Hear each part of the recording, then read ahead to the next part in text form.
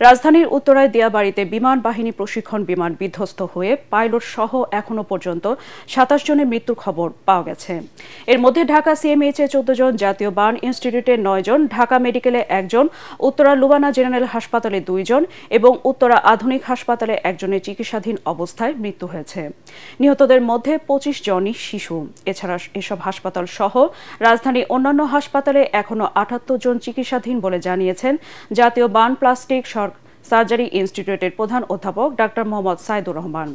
নিহতদের মধ্যে ২০ জনের মরদেহ পরিবারের কাছে হস্তান্তর করা হয়েছে। বাকিদের ডিএনএ পরীক্ষার মাধ্যমে পরিচয় শনাক্ত করে পরে পরিবারের কাছে হস্তান্তর করা হবে। যাদের লাশ হস্তান্তর করা হয়েছে তারা হলেন বাগেরহাটের ফাতেমা আক্তার, বরিশালের সানিউল করিম, কুষ্টিয়ার রজনী ইসলাম, টাঙ্গাইলের মেহনাজ আফরিন হুরায়রা, ঢাকা সারিয়া আক্তার, নুসরাত জাহান আনিকা, সাদ সালাউদ্দিন ও গাজীপুরের সাইমা আক্তার। আইএসপিআর জানায় ফ্লাইট লেফটেন্যান্ট তৌকির ইসলামের মরদেহ মর্গে রাখা হয়েছে। এদিকে বিমান দুর্ঘটনায় আহতদের বিনামূল্যে চিকিৎসা দিচ্ছে সরকার। সব বেসরকারি হাসপাতালে ভর্তি রোগীদের সম্পূর্ণ বিনামূল্যে চিকিৎসা দেওয়ার নির্দেশ দিয়েছেন স্বাস্থ্য উপদেষ্টা।